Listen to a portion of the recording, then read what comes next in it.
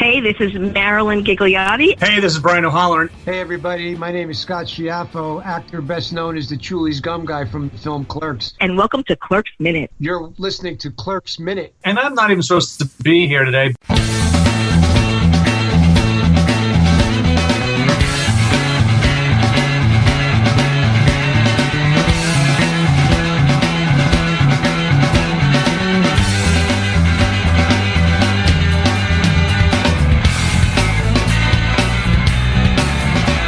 Hello, everyone, and welcome back to Clerks Minute, the show where we look back at the 1994 Kevin Smith classic, one food fight minute at a time. I'm Blake. Kyle is off today, but I have a very, very special guest on the line. I was told that once you get this woman on your show, you are now officially part of the MMX family. We waited to the last minute, but she is finally here. It is Crystal Beth. Crystal, how you doing? I'm doing very well. Thank you for having me. I'm glad I squeaked in the last second. Yes, you made it here, and welcome. I remember back in August when I was at the MMX Chicago, and you literally ran up to me like, I want to be on your show. I want to be on your show. So yep. Here we are all this time later. We pick up where we left off, where Dante finds out that Randal told Veronica about Caitlin. And boy, is he pissed. He is angry. Yeah. About angry. We open the door. Randal's looking for Dante. And all of a sudden you see an arm. Like a horror flick. And he pulls Randal to the floor. And in the background, the song that starts up is Corrosion of Conformity, Big Problems. Which I'll play a little bit right here.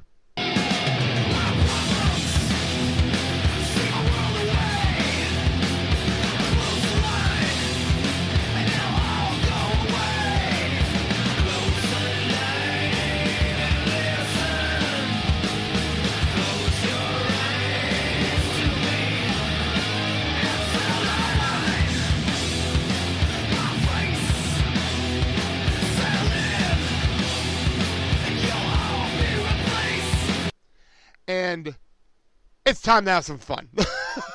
We're going to have a lot of fun here. I wish that I had been in more parts where I got to have a fun fight like this. Yes. What's funny about it is I have the script in front of me. And what Kevin wrote in the script is almost what is going on we don't see on the screen. Because I think they just ran out of time with what they wanted to show on screen. Because I'll just read the little paragraph that's written in here. It says, Dante throttles Randal, choking him to the ground. Randal throws his fists in Dante's midriff, throwing him back into the magazine rack. That's on the sting. We'll get into everything in a second, though. Randal jumps to his feet, and Randal comes at him again. They tumble into the cakes of Entenmann products scattered beneath and around them.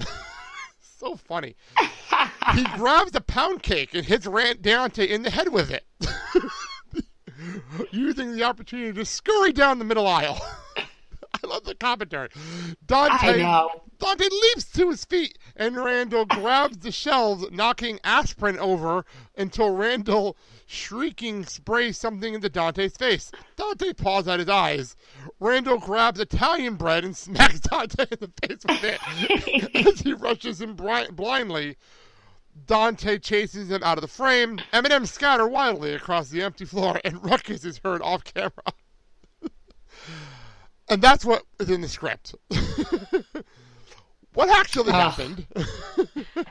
I think the cuts to the cat are some of my favorite parts. Yeah, the cat is funny. I think I wrote it in here. It says the cat has that look of what the fuck on his face. Yeah, I'm trying to nap. Stop it. You guys have been bothering me this entire day. What the hell? What are you guys doing now? Oh, man. I think the cat is the straight man of this whole movie. Annoying customer, as we learned earlier in the movie. That's the cat. Yeah. Which I think is hysterical. So, what I have in here, we started, obviously, how did Dante not hurt his head hitting the newspaper stand? That's first things first. That had to hurt. First thing. It's like a Citizen Kane thing where he's like, it hurts so bad, we only have one take. Pretty much. And, well, this is actually filmed. Apparently, they filmed this about an hour before they had to open the store up.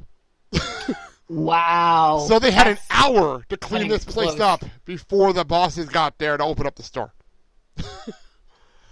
That's crazy. That's absolutely insane. I think I heard Kevin talk about that on a different podcast. It's close, but it's an amazing scene. The one thing that's not in the script is Dante tackled Randal. It looked like into the makeup aisle. Yeah, with all the lotions and stuff. Yeah, and he throws it looked like eyeliner pens. I think that's what those were. A whole tray of them onto Dante's head, and I throw cotton pads that my wife uses to do her nails on the ground. I'm like, what is that? I mean, that's just what bodegas look like. They don't have any rhyme or reason. Sometimes the food's all together, but sometimes everything's everywhere. And a lot of the stuff I need when I go to little shops like this, I mean, this is New Jersey, so it's not that far off from New York where I live. But the things, you'll have the most important things down at the bottom of the shelf too. So it's funny, I think we see lotions and Vaseline, nail polish remover. So it's all sorts of stuff. It's not like it's by category. It's just this is for your body. This is for your belly. One would think, but then to the right, there's a whole wall of notebooks. Yep. What? That doesn't make any sense. I actually am from Jersey, so I get it. 100% get this. I used to go to the quick shop in walking distance, and it's just like this. Just like you described. Yep. All kinds of stuff like that. It always has something that you don't expect to find, but you need. Where you're like, oh my gosh, I need a tiny Phillips head screwdriver. And you're like, where can I go? And you go to the bodega. You're like, do you happen to have a tiny one, bigger than eyeglasses but smaller than what you would use for a regular screw? And they'll pull 8 different sizes out from under the counter. They're like, yeah, which one do you need? Or if you walk in and you're kind of roaming around, they're like, what are you looking for? And you're just like, well, I need a opaque shower curtain. And they're like, yep. And they bring you to the back and they have a secret door that has all this extra stuff you didn't know they had. It's like every bodega in New Jersey, New York area is the room of requirement in Harry Potter, where the things you need just show up. That's so true. That's a good call. This is going to show that I have a kid in the house. There was an episode, and this is people are going to cringe at this one. I remember them making a big joke out of a store like this on all shows. Handy Manny. Of all shows, they made a joke about this. And there's actually a whole song number talking about a store just like this in there where you can get everything you could possibly need in one place. And I might have to look it up and play the song right here because it's so obscure, but I just have to do it because it seems to be something that I do on this show. Yeah. It's usually Kyle's the one with the obscure references, so I got this one. So, we continue on, and I love the visual of Randal hitting Dante in the head with a loaf of bread. Oh, yeah. That is my favorite visual. I was like, what were you thinking? That's actually going to hurt. It's bread. It's not really going to hurt that much at that point. Yeah, it makes you wonder if he was trying to reach up to grab something else, and that's the first thing that he was like, oh, well, I've got that. And then...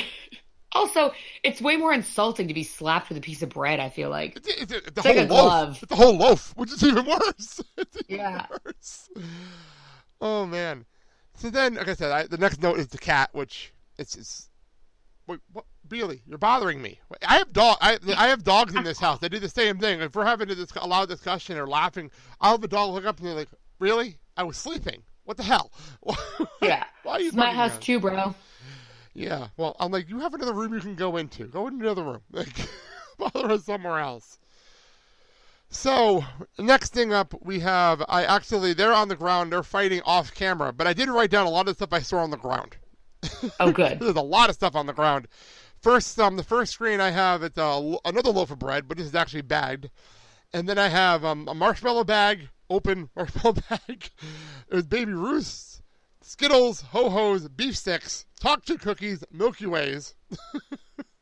Oh my gosh, it's making me hungry. Which is ridiculous.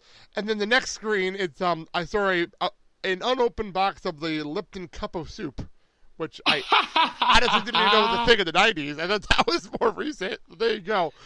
And then another loaf of bread, which is a light wheat bread, which my wife would be so pissed if they wasted wheat bread on that one. Oh, yeah. And then I saw a Cracker Jack box, and then an open thing of chocolate donuts all over the floor. See, what I want to know is how the donut bag opened for all the donuts to spill out, but none of them are squished. I know. How did it happen? I don't know how that works. Like, I can almost imagine he hit him in the head with the bag and it opened, but none of them got landed on. None of them hit. Like, they didn't step on any of them. Or if we go back to when Jay's eating all the donuts earlier, maybe he opened up the chocolate bag but didn't eat any of them. Ooh, good call. And then the bag was open or something.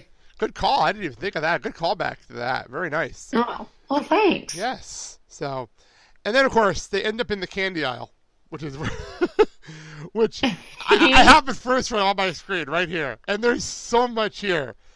I first thing I noticed is that they have 3 different flavors of Skittles, which I didn't realize. Again, with the thing in the '90s, I thought that was more recent. So yeah. I think that was right when they first started, because that was also when they started making the blue M&Ms too. Oh, yes. So I feel like everyone was like, oh, we need to have more colors, more flavors, more everything. There's a blue M&M. Everyone makes something new. I remember the blue M&M was such a big deal when that happened. Do you remember when they had the voting for it? Yes. When they were debating between pink, purple, and blue? Remember that? I think I might have actually voted for pink just because I wanted to be different. I think that's what happened. I think I voted for pink too, because I'm a girl. Well, I think it's funny that now it doesn't matter, because I just was at my local Speedway and they have pink M&Ms when it comes to Easter eggs.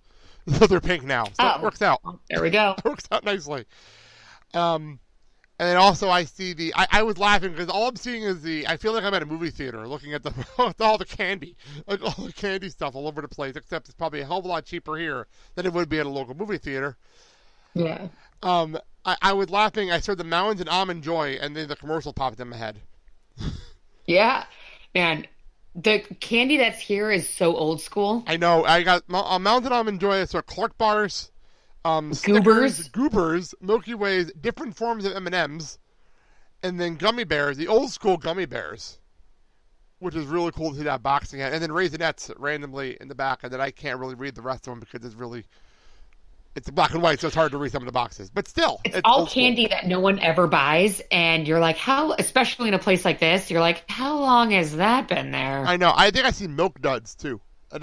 Ironically, that's a box that wasn't touched. Yeah.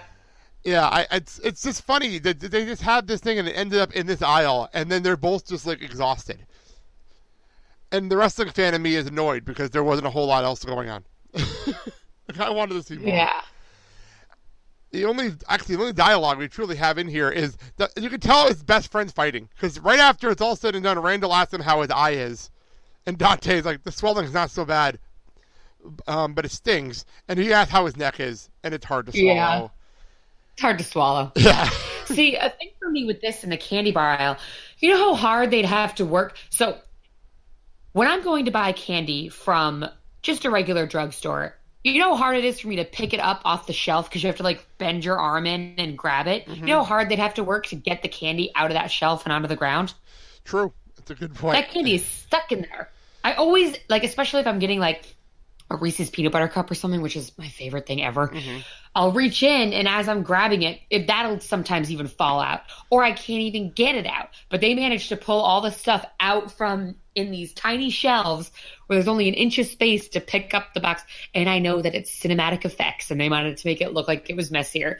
But the critic in me is like, this is a very hard thing to do. Yeah, it's true. I never thought about it that way, but you're absolutely right. Well, I appreciate, like, I know the Speedway I go to, it's right down the street from my house. That's why I always reference it. It's literally walking distance. It's across the street from the bar I regular, so it's nice. When I'm drunk, I walk into there and get some snacks just to sober myself up. But they actually made it so they have the boxes on a slant up, so you don't have to, like, jimmy with the boxes, which I appreciate. I'm not going to lie. Yeah, kind of make it easy to get the candy, or you're going to have that last snap decision to be like, no, I shouldn't get this. You're right. Yes, it's a good point. A very good point. So these two just had a big fight, and they are in pain. And like I said, I'm a wrestling fan, a diehard wrestling fan. I really wanted to see, like, I think this is also before the wrestling boom. So if this is post-wrestling boom, there would have been like this whole big sequence in here just for the hell of it to get an audience. But this is before that. So no harm, no foul. Crystal, when we were in August, you jumped all over coming on the movie. Why do you love this movie so much?